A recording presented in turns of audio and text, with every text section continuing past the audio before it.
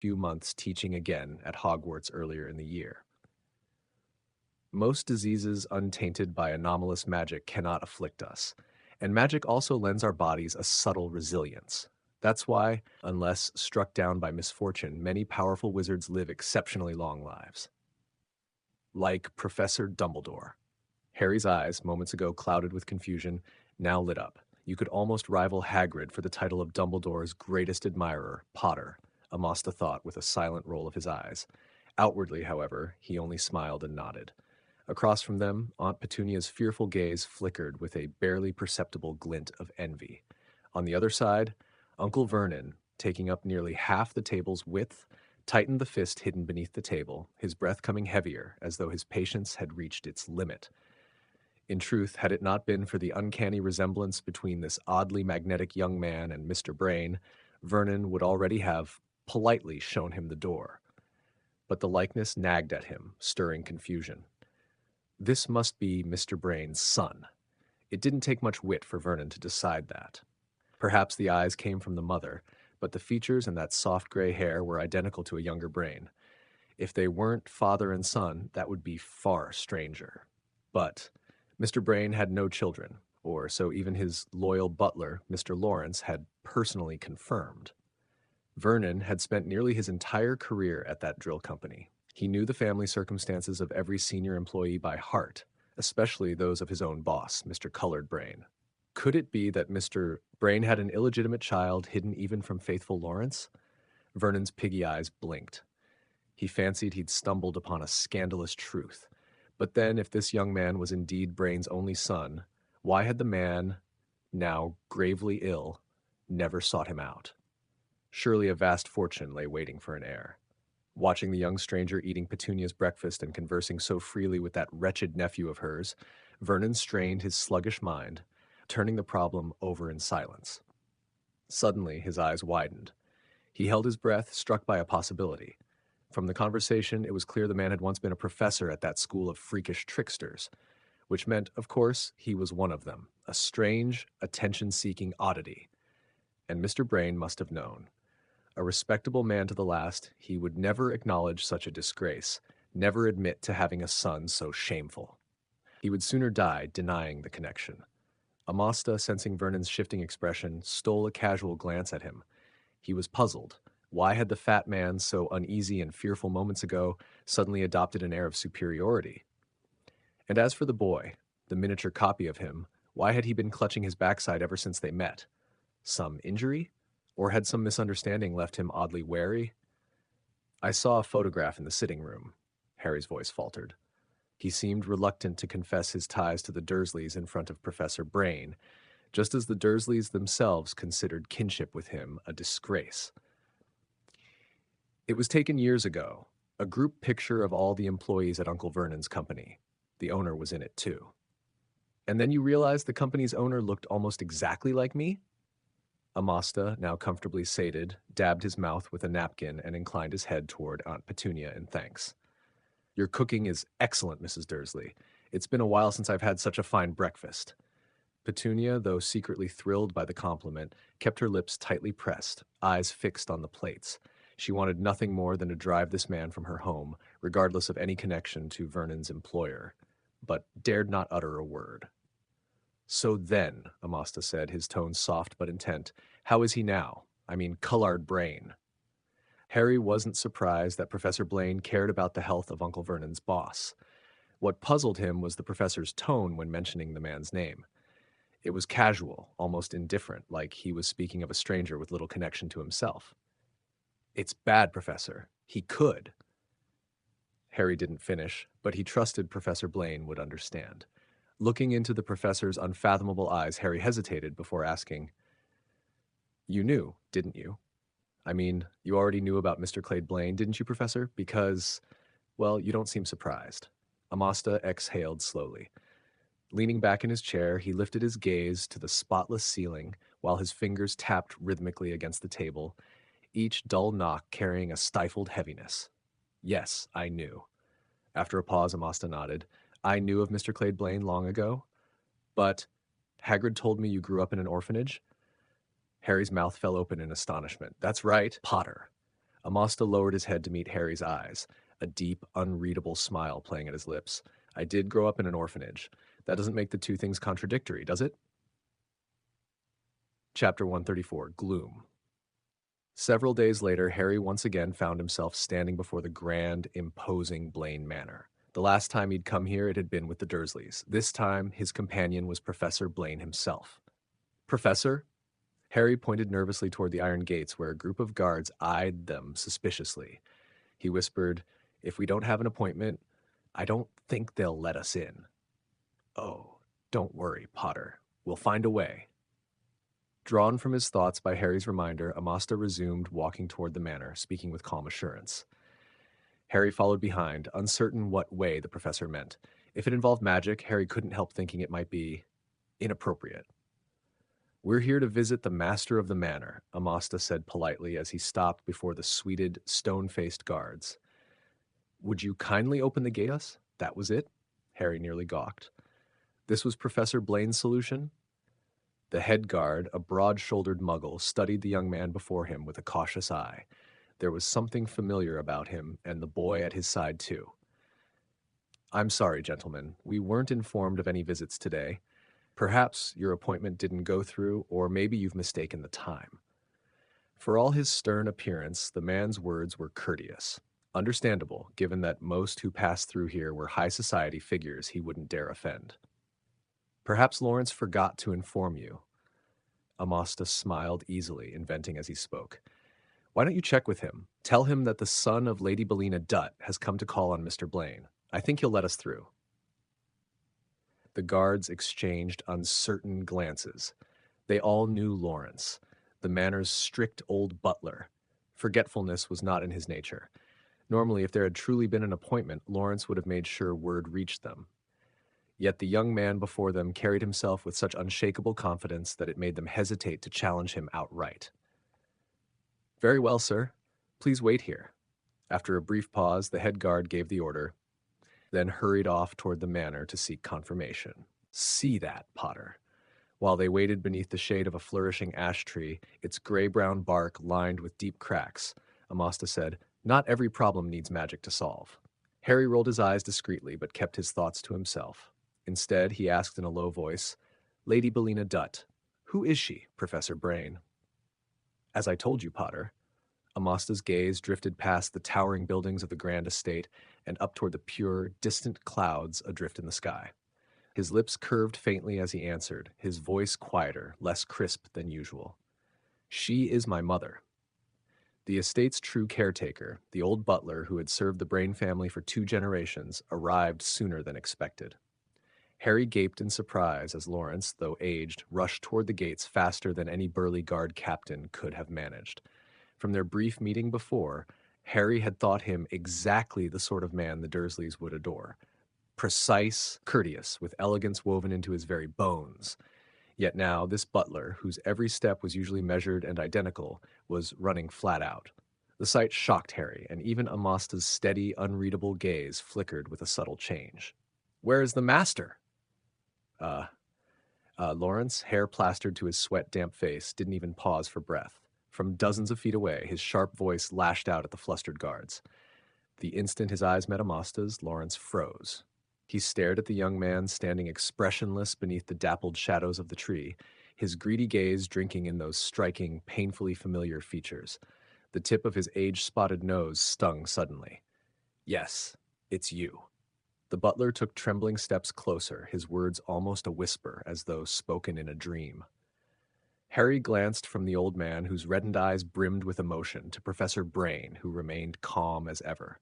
His own green eyes widened in disbelief. "It's you. No mistake. You're the child. You're the very image of the master in his youth." The old butler seemed to age another decade in that moment.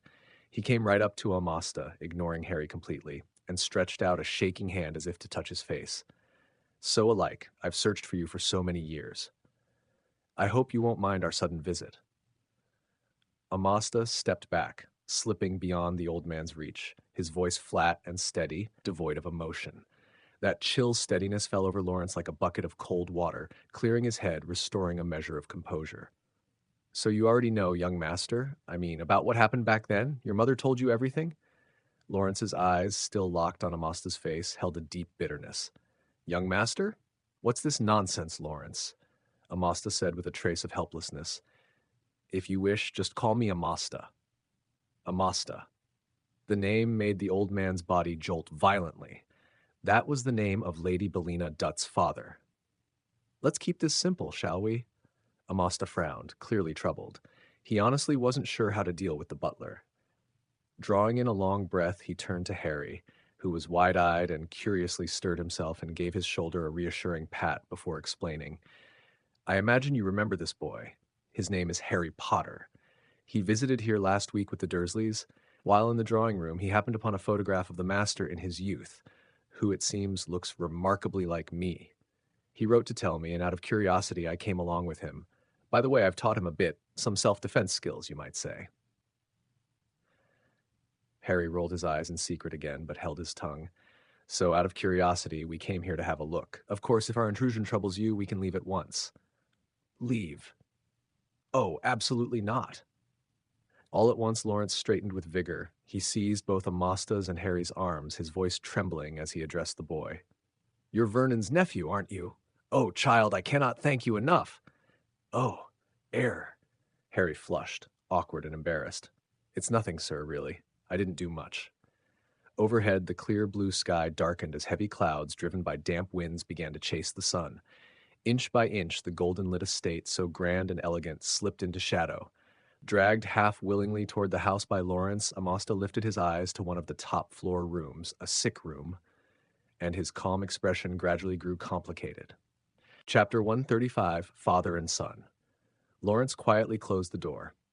Inside the cold, sterile room, where only the ticking of Muggle machines broke the silence, remained just Amasta and the man lying unconscious on the hospital bed. The sight of that withered body, a man whose life was all but spent, made Amasta's frame tremble despite himself. His usually indifferent expression twisted into something complicated, heavy, as though a great stone pressed down upon his chest. Slowly, he walked to the window, drew back the curtains, and pushed open the shutters. The cool breeze swept away the stench of medicine and decay. Leaning against the sill, Amasta pulled a cigarette from his pocket, held it beneath his nose to catch its scent, then fixed his now calmed gaze on the man's face, so gaunt it had sharpened into harsh angles. Pathetic.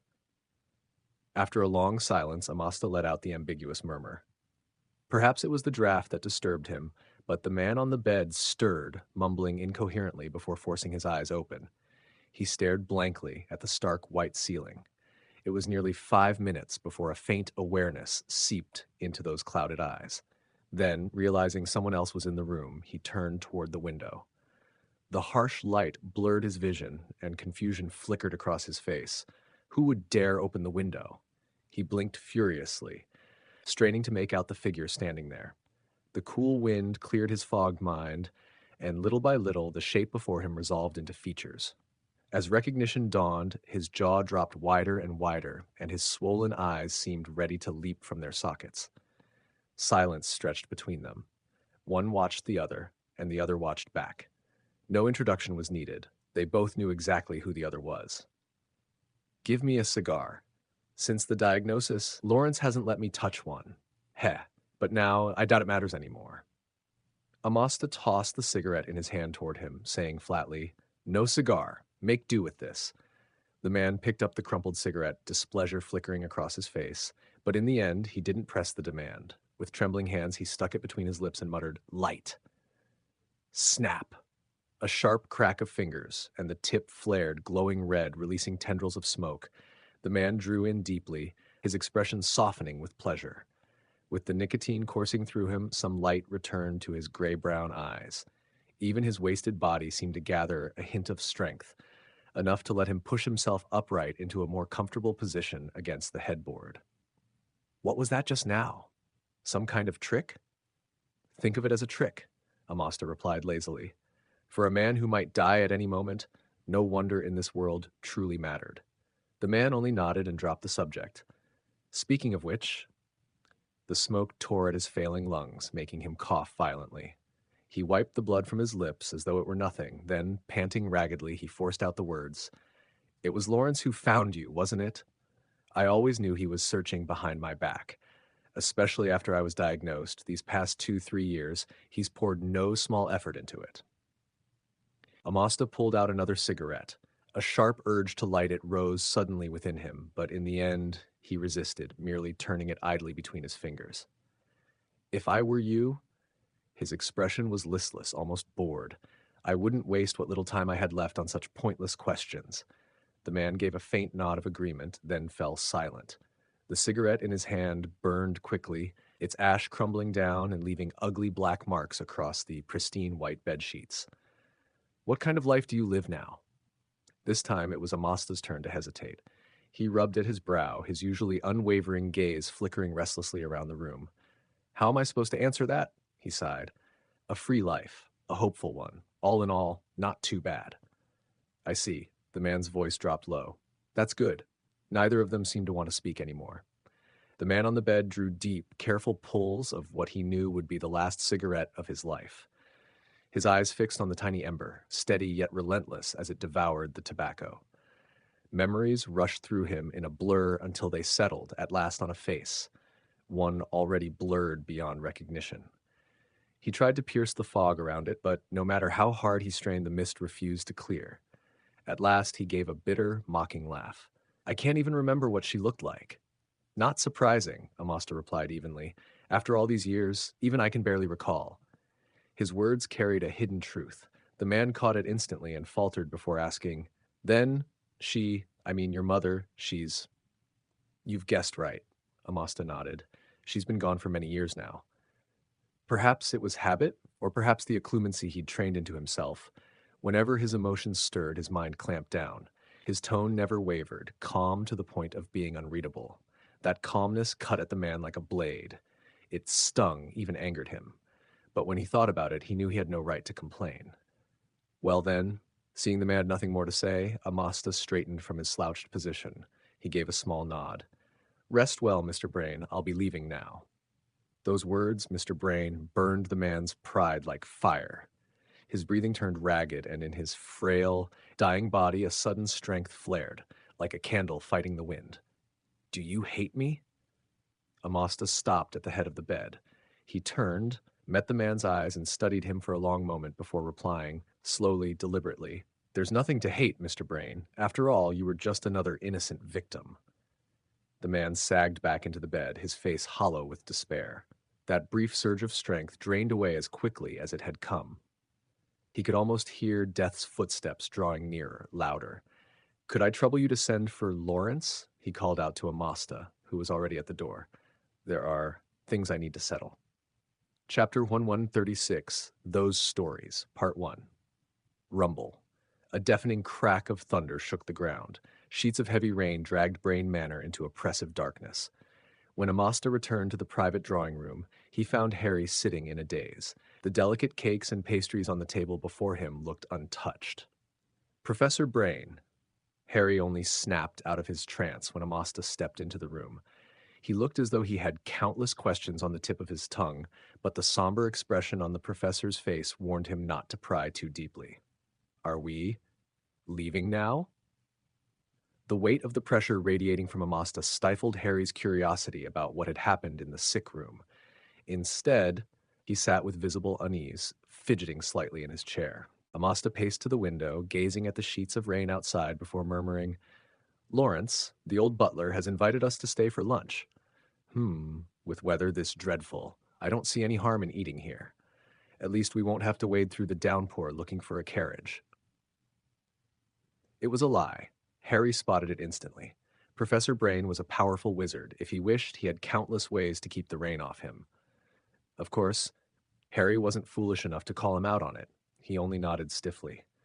Amasta shut the window, brushed the raindrops from his robes, and took a seat beside Harry. His eyes roamed the room, the crystal chandelier, the velvet carpet, the cedarwood tea table, even the teacups, fine porcelain imported from China. Tsk, tsk, the luxury of the wealthy. Admiring the furnishings with a quiet note of appreciation, Amasta half expected Potter to make some sort of remark. Instead, the boy said nothing at all, only casting him nervous, sidelong glances. Amasta leaned back in his chair, considering, then asked with a chuckle, Let me guess, you're curious about my connection to the master of this manor, aren't you?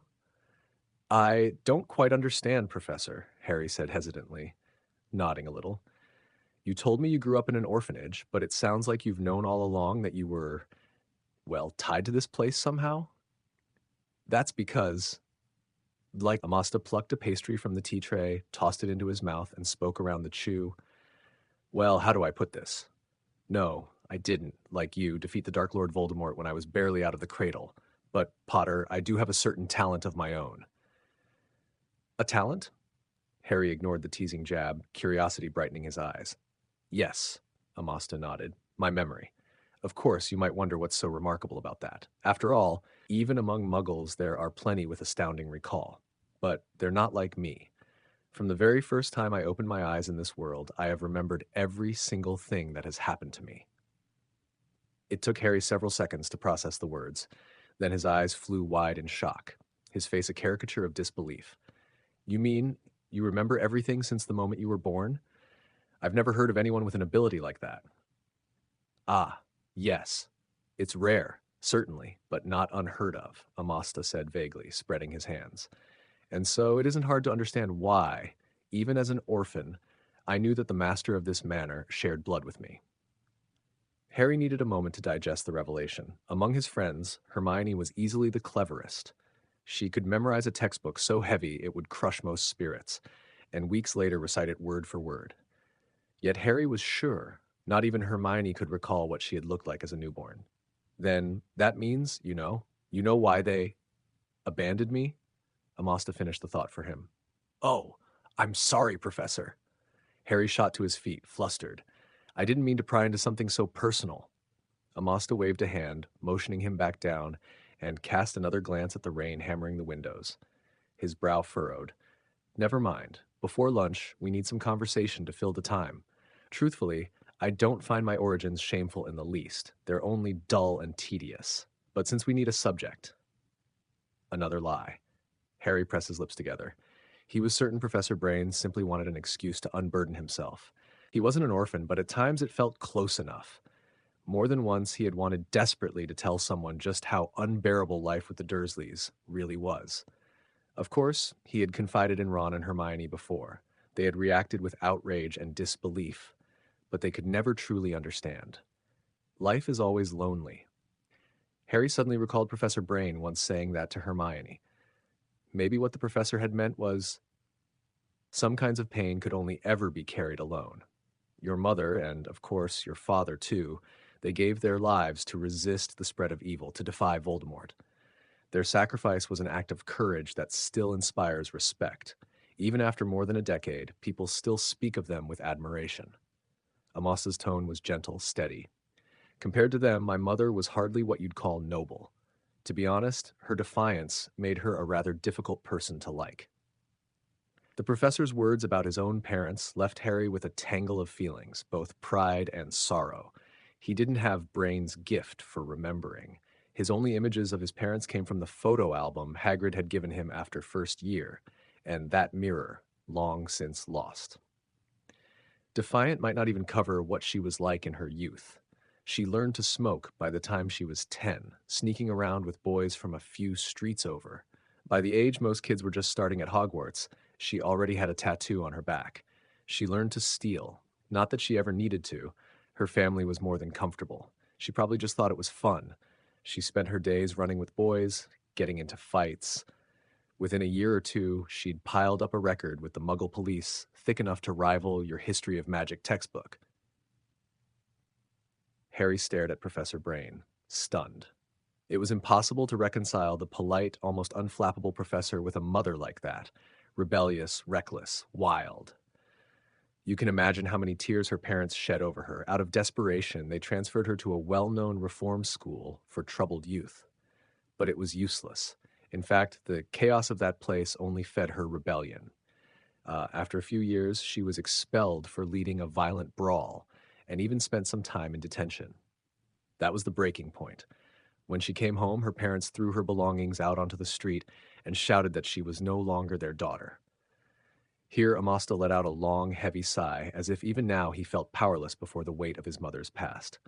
The truth is, my very birth was something my mother carefully planned. Chapter 137. Those Stories, Part 2. A sudden flurry of hurried footsteps echoed down the corridor outside. Amasta paused his tale, listening intently, his expression darkening.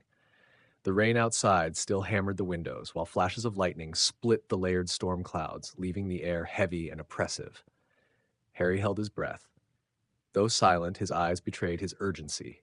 He needed to know why Professor Brain had said his birth was planned by his mother. "Where was I, Potter?" Amasta muttered, brows drawn tight, as though his thoughts had momentarily scattered. "You said your mother was thrown out, and, the planning," Harry replied quickly. "Oh, thank you." Amasta rubbed his brow, murmuring, "My mind's a bit muddled. Right. So being disowned didn't wake her up. If anything, it only fueled her anger.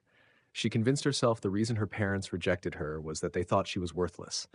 So she decided she'd prove them wrong by becoming successful, by making money. But life doesn't bend so easily, especially not for a girl barely grown, with no real education and a string of police records behind her. There weren't many doors open to her. Hard work, menial labor, those would never suit her temperament. She could never endure dull work that paid next to nothing. From the corridor came a clatter of wheels rattling at speed. Someone was rushing by, pushing some kind of equipment. For a moment, Harry's mind strayed, wondering what it might be. Then the answer struck him easily enough. He glanced at Professor Brain's profile. From the sudden quickening of his speech, the urgency in his rhythm, it was obvious the professor also understood what might be happening outside. After a few years on the streets, she had made all kinds of acquaintances. Lowlifes, drifters, shady sorts. From them she learned about a party hosted by a wealthy businessman. So she dressed herself up, made herself beautiful, and posed as a high-born young lady from a well-off family. Sneaking into a banquet, choosing the most dashing man in the room at a glance, a whirlwind romance too sweet to resist, only to end up secretly pregnant. But when she sought him out, she discovered the manor's old master had already uncovered her entire background. To get to the bottom of it all, I spent nearly my entire third-year summer combing every corner of London. Amasta gave a self-deprecating smile at Harry, who was staring at him, mouth agape. The scene shifted, back to February 28th, 1971. That winter was unusually long and bitter. In years past, a tipsy spring breeze would already be meandering across the wide, carefully trimmed lawns of the Blaine estate. But now, everything lay buried beneath a thick shroud of snow. On the broad drive leading from the iron gates to the manor, more than a dozen servants worked to clear the packed ice. Their pace, however, was sluggish. Heads leaned together, whispers traded, and eyes, without exception, were drawn to the commotion at the gates. "Clang! You've shamed me as no one else ever has, Bellina." The manor's young master, strikingly handsome, slammed the gate shut and glared furiously at the woman beyond. His voice was cold and venomous. "Get out! Never show yourself before me again." Hearing such merciless words, the butler Lawrence's eyes softened with pity. He looked at the woman, wanting to speak, but unable. She was young, beautiful, her features delicate and fine, yet the tangled hair, dust-smeared cheeks, and dried blood on her thighs marred that beauty. Snow whirled thickly around them. Even the servants laboring in the estate yard were bundled in layers of quilted coats, but the woman wore only a thin wool sweater. Her coat was wrapped instead around the tiny body in her arms, an infant only a single day old. The baby was a strange one. In such freezing cold, his soft cheeks were already tinged blue, yet he made not a sound of crying. His light brown eyes were startlingly lucid, holding a clarity no newborn should possess. Bellina seemed stunned by Carad Blaine's fury. She looked at him, helpless, fearful, and whispered faintly, "But you promised you would marry me." "You dare bring that up," Carad roared. "Vile lowborn, you've made me a laughingstock. This disgrace will stain me forever." But tears trembled in Bellina's eyes. She glanced down at the infant in her arms, terror tightening her face. "This child, he's yours." "Silence!" Carad cut her off. His gaze fell on the infant, revulsion blazing, though for a heartbeat there flickered hesitation. It was crushed at once beneath his rage. He spat through heavy breaths. "You vanish after being exposed, and months later you appear with a child? Oh, where did you steal him from? Another clumsy lie, isn't it?" With that, Carad Blaine turned and strode away, cold and merciless, without the faintest trace of regret. Miss Deter. Lawrence, watching Belina lower her gaze to the infant, her expression vacant and despairing, hesitated. At last, he pulled a check from his pocket and slipped it through the bars of the gate. Perhaps this can help you through some hardship. Belina didn't so much as glance at it. She only clutched the baby tighter, turned under the drifting snow, and walked away in silence. The scene shifted again, the slam of another door echoing harshly down a narrow street. We bear no responsibility for your actions. The ice-cold voice from inside made Belina Dieter's body tremble. Yet in truth, her limbs were already so numbed by frost that she felt no cold at all. Clutching the infant, weak with hunger and chill, she drifted once more into the streets, aimless, silent. Snowflakes fell from the heavy sky, settling like a pale cloak on her shoulders. Passers-by stole pitying glances, but she gave no response. At last, the baby cried. The sound was faint, fragile, but it was the only sound Belina could hear. She looked down at the child whose features so closely mirrored his father's. For a brief moment, her deadened eyes stirred with life. And then, the spark died away once more. She walked for a long time, out of the suburbs, through the crowded heart of the city, and onward toward the far side of town. She wasn't seeking help from anyone. She simply couldn't bring herself to stop. In the courtyard of a rundown orphanage, Madame Farina paused in her sweeping, her broom braced against the snow. Her worried eyes followed the figure of a woman in tattered clothes, clutching a baby as she passed the gate. In truth, Farina had noticed her the moment she came into view. With a lifetime spent working at the orphanage, she had seen this scene countless times. A young man or woman, or sometimes a pair together, creeping up to the orphanage gates in fear and haste, leaving behind a bundle or a box, then fleeing without a backward glance. She assumed this woman would do the same. But what happened instead surprised her. It did not, however, ease her mind. If anything, her concern only deepened. After a brief moment of thought, Farina leaned her broom against the wall and carefully stepped across the slick ground toward the orphanage gate. "Excuse me, madam," she called after Belina's retreating back. "Do you need help?" Belina didn't turn. In truth, she no longer heard the voices of others at all. She was buried in a silent world where hope was long since dead. Chapter 138, Good and Evil. The young woman with the baby gave no reply, didn't even slow her steps. Nearly 70, Farina pressed her lips together, hesitated, then hurried after her, following the tracks pressed into the snow. "Madam." Farina caught Belina by the arm, ready to ask again if she needed help. But when her eyes fell on the child in Belina's arms, she gasped. "Oh, this child!" Farina cried, glaring at Belina's vacant expression, her voice sharp with anger. "Can't you see, madam? He's nearly frozen to death. And how long has it been since you fed him?" Belina looked back at the meddlesome old woman with cold detachment. Yet when she noticed the weathered sign of the orphanage hanging from the shabby low building beside her, her deadened gaze flickered, though she still said nothing. Her silence, her strange calm, made Farina frown all the more deeply. She could see that this young woman had suffered some terrible blow, and so she refused to let go of her sleeve. "Fine, then. Stay right here."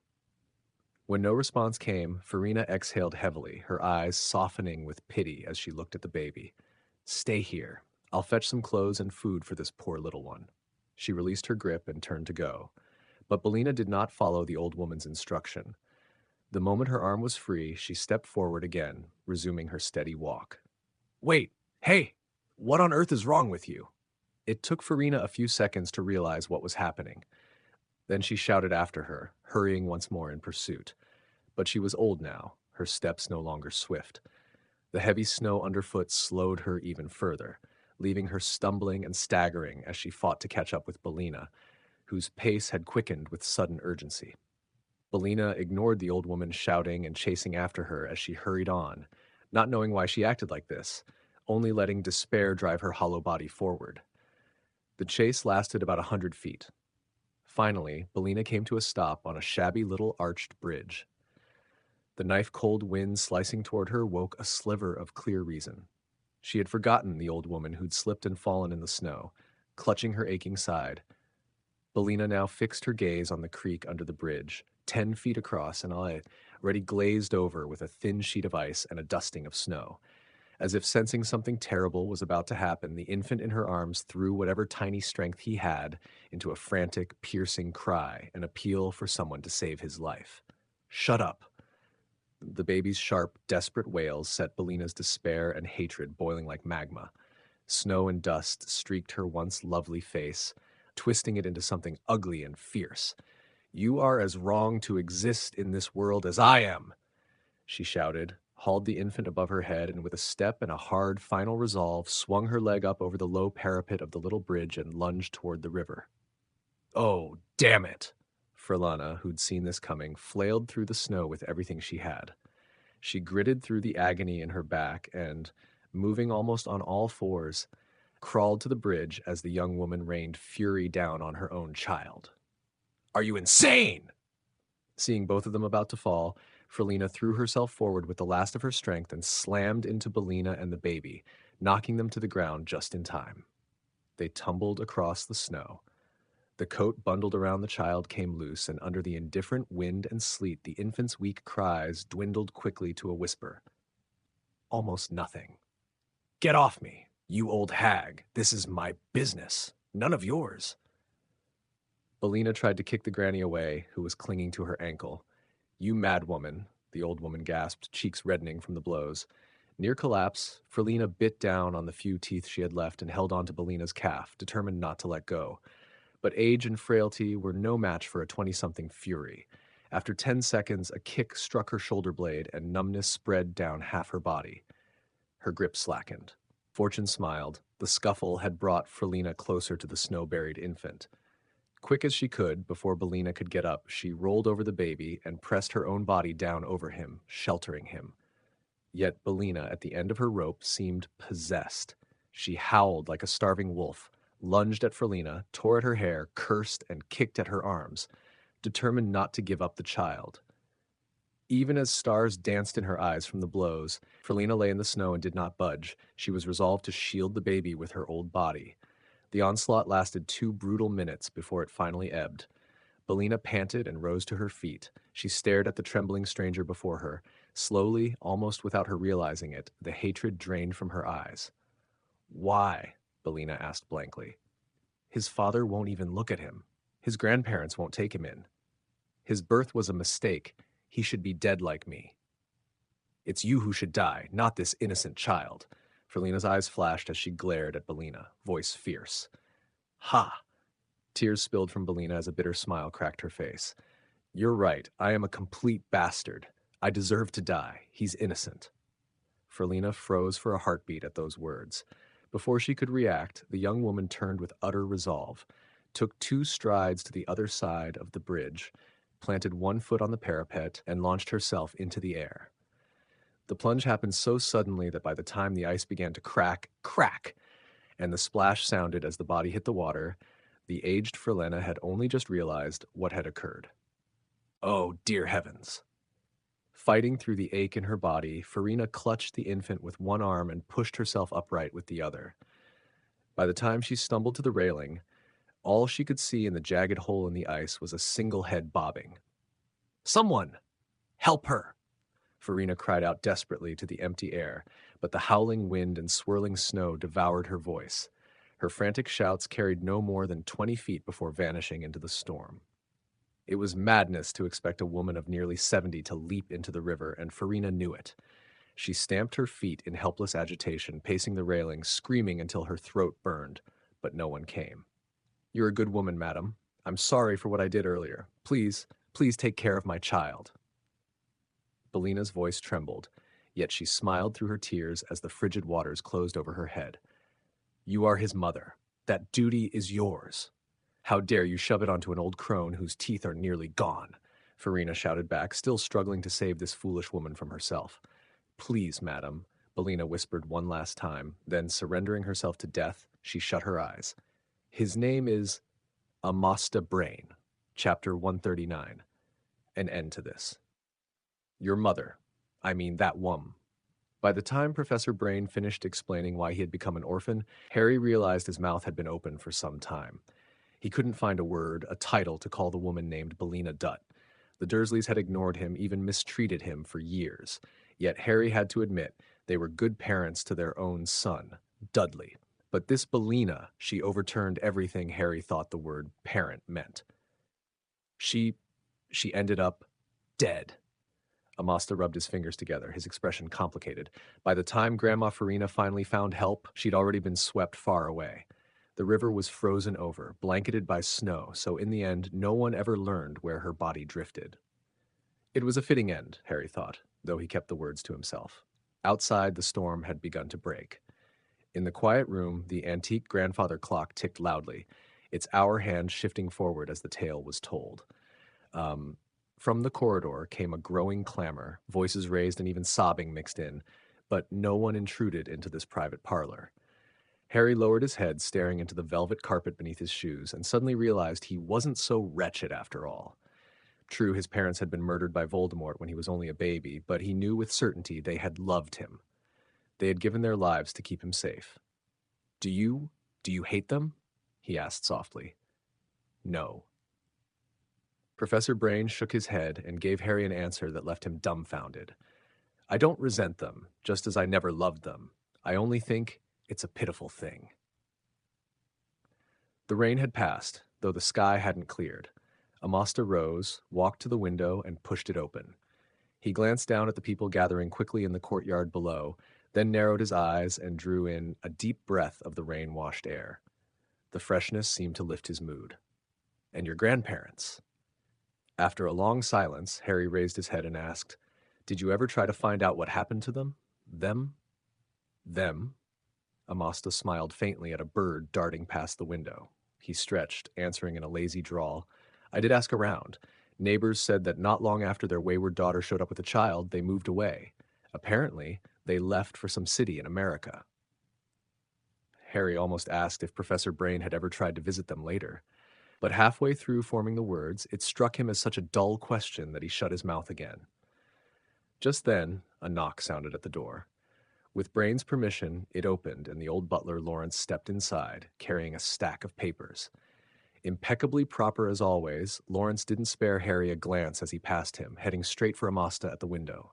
He bowed with grave respect, his face shadowed by grief. Harry wasn't offended by the slight, nor was he surprised by the man's expression. Both were only natural. Master. Lawrence's voice rasped, his reddened eyes glistening. I told you, Lawrence, my name is Amostar Brain, not Master. Amasta studied the butler, this man who had already seen 2 generations of Brain Lords buried. Despite himself, Amasta felt a tangle of emotions. Perhaps Lawrence was the only one in this house he was willing to exchange more than a few words with. Lawrence's lips quivered. Looking at the young man before him, it was as though he saw Kulad Brain 20 years younger. As you wish, Lawrence sniffed and nodded. In these past 2 years of the old master's illness, he quietly sold off most of the family's holdings, including the Grunning Drills Company.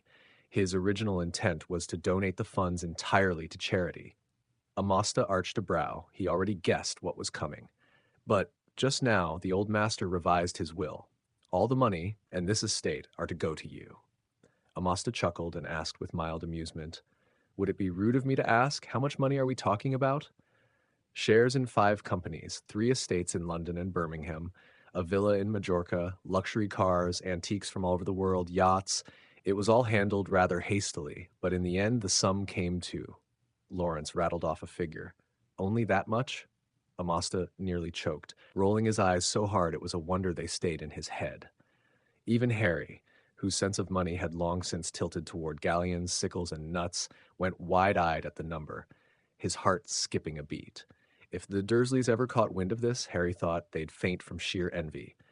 If you have no objection, these documents need your signature. Lawrence extended the papers toward Amasta. No need, Lawrence. Handle it as he wished before. Donate it. Amasta sidestepped the files and headed for the door.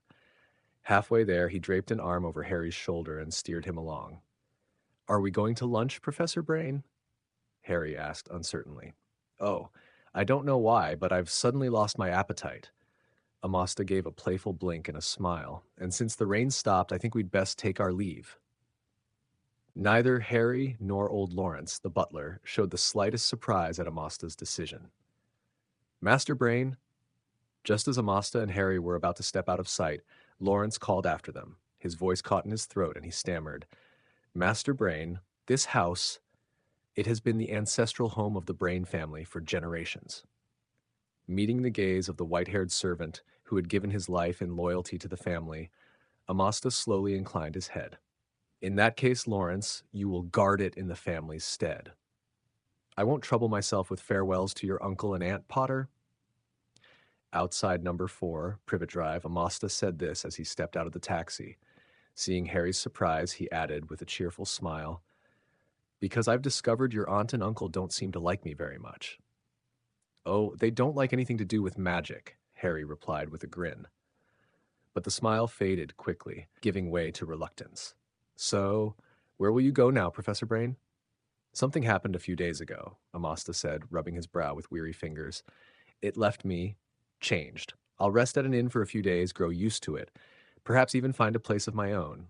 One can't live in inns forever, after all." His tone softened. "After that, I intend to search for someone." He waved off Harry's unspoken question, then turned and strode away, his figure vanishing quickly around the corner. Chapter 140. An old colleague. Calls the Malfoy estate stood in Wiltshire, England, a sprawling, meticulously designed property covering nearly 200 acres. Gardens spread in every direction, and across the lawns, large enough to pass for a Muggle golf course, graceful white peacocks, the family's emblem, wandered freely. Marble fountains and statues adorned the smaller plazas scattered throughout the grounds, each a testament to wealth and artistry. At the estate's heart rose the villa itself, a mansion both classical and imposing. A colonnade of towering white pillars guarded its entrance. Inside the vast hall, portraits of Malfoy patriarchs lined the walls. The floors shimmered with precious marble veined in pale whorls, while the carved ebony of doors and windows gleamed beneath the shadow of surrounding trees, enhancing the air of majesty and splendor. That night, the stars cast silver light over the tranquil manor. Peacocks roosting in a gilded aviary broke the silence with sharp, clear cries, their voices not disturbing the peace, but stretching it into something vast and otherworldly. Bang! With several loud cracks, shadows appeared before the ornate iron gates. Wrapped in black traveling cloaks, their faces obscured, they carried with them an unmistakable stench of blood. The leader tilted his head back to regard the brightly lit villa. His matted beard and the cold sore at the corner of his mouth framed a grin that bared jagged yellow teeth. "So this is the place. Grand. Enviable. Let's hope the owner doesn't mind the smell on us." His underlings chuckled darkly as he slid a hand from beneath his cloak. In the moonlight, the metallic sheen of silver flashed from his arm. Its color gleamed like fine metal, but its shape was grotesque, pitted with holes swollen with bulging welts, as though crafted in haste by a clumsy hand pouring melted wax. His gaze lingered on the deformed limb, eyes burning with hatred so fierce it made his breath unsteady. "Just wait," he rasped, grinding his yellow teeth.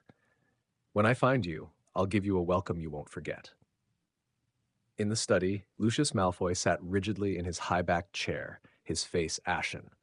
Across from him, the intruder was greedily eyeing a jeweled peacock mosaic set into the wall. Lucius's hand tightened around his cane, betraying his black mood. "How dare you?" His breath caught in his throat as the stench of blood and sweat reached him. It was nearly enough to send him fleeing the room. "You dare, brazenly, shamelessly, force your way into my home, Greyback? Who gave you that courage?" His voice dropped to a snarl. "Do you have any idea how many galleons it would take me to cover this scandal if word got out?" "Ah, galleons!" At the word, Greyback turned his gaze on Lucius. His yellow teeth gleamed in a vicious smile. "We all love galleons." Malfoy's breathing quickened, his gray eyes flashing with an icy light. Yet a strange flush crept into his pale cheeks as it dawned on him. The man across from him was a dangerous madman through and through. Losing his temper here had been utterly foolish. The only smart thing to do now was to get rid of him as quickly as possible. "If it's gold you've come for, Greyback, you can leave now. I'll have someone send it to you. We once served the Dark Lord together, Lucius. We're old friends." Malfoy's frosty indifference made the most notorious werewolf in the wizarding world bear a glint of menace in his sickly yellow eyes. His gaze fixed on Malfoy's throat, as though calculating the best angle to sink his teeth in. "Scrape! Greyback's twisted hand slipped from beneath his cloak, claws clicking free beneath his nails. He dragged them across the desk, leaving deep gouges in the polished wood. The sight of Malfoy's flicker of unease delighted him. Out there, our old friends are few these days, Lucius. I only came to relive a little of those good free times. And yet, you meet me with such chill disdain.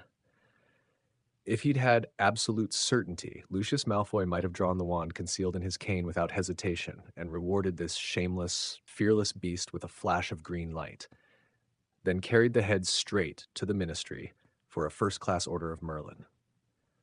But certainty was exactly what he lacked.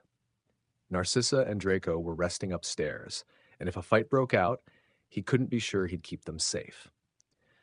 Ever since that recent night in the Leaky Cauldron when Lucius had crossed paths with Amostar Brain, the former professor of defense against the dark arts, he had come to a sobering realization. Glittering galleons were not always the answer to everything. And now this infamous werewolf was driving that truth deeper still. Lucius Malfoy had long lived by one principle. Unless you were absolutely certain you could crush someone beyond any hope of recovery, it was unwise to show open hostility. Greyback's presence, however, only intensified the dread that Amostar Brain's earlier warning had planted in him. Malfoy rose silently and moved to the liquor cabinet. He drew out a bottle of red currant rum, poured a glass for Greyback and another for himself, then returned to his seat. His eyes were still cold, but his tone was steadier when he spoke. "Very well. Tell me, what is it you want from me?" Now that's the kind of courtesy one expects from an old Lucius. Greyback raised his glass with a smug grin. He toyed with the stem, experimenting with different grips, and even asking which was the proper high society etiquette. "Just a small favor, old friend." The werewolf leader tipped back half the glass in a single swallow, smacking his lips with relish. "Everyone knows the Malfoy family is among the wealthiest in our world, and Lucius Malfoy, the head himself, is well connected. Of all the few old friends left outside, only you can help the likes of us poor souls." Malfoy sat in silence, watching him perform with a frigid stare. "We only want to use your connections to track down someone. A simple request, old friend. You wouldn't refuse, would you?" "Who?" Malfoy's eyelids twitched as he asked, curt and to the point. "A sly, despicable wretch. We don't know his real name." Greyback set down his glass, his whole frame exuding feverish madness, his lips peeled back in a feral grin. "But we do know that in the underworld, he calls himself Golden Viper. With your resources, old friend, I dare say that should be child's play, shouldn't it?" Hacker Chapter 141, The Arm. Malfoy said nothing. The study fell into heavy silence. The Golden Viper, a newcomer to the underworld in the past 2 or 3 years, had risen to notoriety for his extraordinary strength and near-perfect record of completed contracts. A dangerous figure in his own right. But it was his clashes with the werewolves that had truly cemented his reputation. Clashes that left Greyback and his pack at a disadvantage again and again. Lucius Malfoy, who had never once dirtied his hands in such circles, had still heard the stories, both from ministry whispers and less respectable sources. Fenrir Greyback himself had nearly been killed by that man. So when Greyback said he was hunting someone, Malfoy already had his suspicions, and Greyback's words confirmed them. "I think you've come to the wrong man, Greyback." Lucius kept his posture rigid, his tone cool. "I've few acquaintances in that wretched place. If you truly want to know who he is, I'd suggest Cacus Flea. That's his line of work." "Oh, Cacus Flea." Greyback ground his yellowed teeth, his grin half mad. "We're not fools, old friend. Rumor has it Flea and the Golden Viper are close. If we go to him, that little coward might get word and slip away." "Humph." The contemptuous sound slipped from Malfoy's lips before he could stop it. If he hadn't feared provoking Greyback further, he might have reminded him how he'd lost half his body in the first place. But Greyback heard it. His wolfish senses caught every nuance. His face began to shift, bones pressing beneath skin, his eyes narrowing to slits of fury. "We admit he's strong, that sniveling bastard," Greyback growled. "But this time will be different. We've gathered a pack, trained new blood. Once we know who he is, just you wait, old friend. I'll hang his bones from the Merlin statue in the square. Let them all see, the power of the werewolf is not to be ignored." When Greyback's features twisted, Malfoy's hand nearly flew to his wand. Instinct screamed at him to strike first, but he forced the impulse down. Should he help Greyback find the Golden Viper? It wasn't a real question. The real question was what would follow. If Greyback and his filth killed the Viper, Malfoy gained nothing. But if the Viper prevailed, and Malfoy believed he very well might, then the survivor would drag the truth out of the werewolves with ease. And with Amostar Brain already stirring his household into chaos, Lucius Malfoy had no appetite for more risk. My apologies, Greyback. He weighed the risks, then chose refusal. As I've said, aside from Flea, I've no channels in that world. My advice remains, speak to him. If you're afraid he'll tip off your prey, well, you could always visit his family first. That's a tactic you lot are fond of, isn't it? It was one thing to refuse a gentleman, quite another to refuse a madman like Greyback. Sorry, I can't help, would never be enough. Cacus Flea's family, Greyback muttered, lips curling back as a low growl rumbled in his throat, the sound of a wolf on edge. You don't need to remind us, old friend. We considered it. But Flea is well liked in that cesspit. If we made a move against him, we'd be hounded out of there. The wizarding world already rejects us. We can't afford to lose that haven. Besides, he's a cunning rat and his family just as cautious. I've seen it. Malfoy's eyes narrowed, wary. Greyback rose suddenly, his expression dark with anger. You won't help us then? You won't lift a finger for your poor, suffering old friends? With Voldemort fallen and the future uncertain, no wizard with half a brain would bind himself to the werewolves again. Malfoy's face darkened as these thoughts crossed his mind. He was still searching for a polite excuse when Greyback threw back his head and loosed a piercing howl, wolfish and shrill, though he did not transform. Just as Malfoy stood frozen, heavy footsteps thundered from the floor above the study. A heartbeat later, two familiar voices rang out in terrified screams. Lucius Malfoy's face drained of all color. You dare threaten my family, Greyback! With a sharp swish, Malfoy drew the wand hidden in his cane and thrust it toward the werewolf's eye. If Narcissa or Draco suffer even the slightest harm, I swear on the honor of the Malfoy name, I will wipe every last trace of wolves and mongrels from Britain. His roar filled the study. The requests of werewolves aren't so easily refused, old friend. Did you really think I'd be fool enough to walk into the famed Malfoy Manor alone, begging your favor? Greyback sneered, utterly fearless, ignoring the wand's tip so close it nearly brushed his lashes. What are you after? Malfoy's voice trembled. His wand stayed fixed on Greyback's eye, a flick of the wrist, a single incantation and he this monster. But he'd end this monster. Because if he did, Narcissa and Draco might pay the price upstairs. Greyback gave no answer. Instead, he withdrew that silver hand into his cloak, rummaging about until he produced something else. A wolf's paw. The thing reeked with a rancid stench, charred black and cracked as though it had once been consumed by flame. Bang! Under Malfoy's horrified stare, Greyback bared his teeth in a wild grin. In the underworld, favors are never free. And you know us. We've nothing to offer in galleons. So I brought my most precious possession as payment. Keep it safe, won't you? Lucius was certain. Even on the day the Dark Lord had fallen, his face hadn't looked this wretched. Greyback's greedy eyes flicked once more to the jewel-encrusted peacock painting on the wall. Then he turned and strode toward the door. If word doesn't come quickly, old friend, we'll be back. Clang. A chilling voice echoed beyond the door. Lucius Malfoy slowly lowered his wand and collapsed into his chair, drained and hollow. Chapter 142. Away. He had no chance to release his pent-up anguish before frantic footsteps rattled the ceiling above, yanking him to his feet once more. As he neared the door, his eyes caught the charred paw on the desk. His face twitched violently. With a flick of his wand, he flung the grotesque thing into a drawer. Darling! Narcissa came rushing down the stairs in a silk robe, wand in hand. Behind her, Draco followed, pale as death, trembling as he clutched the banister.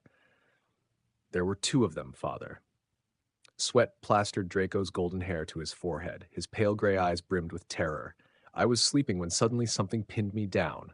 Cloaked in black, one of them covered my mouth, and the other grew claws, right at my eyes. His words made Narcissa shudder violently. Her expression now was impossible to read. Was it terror or fury so sharp it unmoored her? The same with me.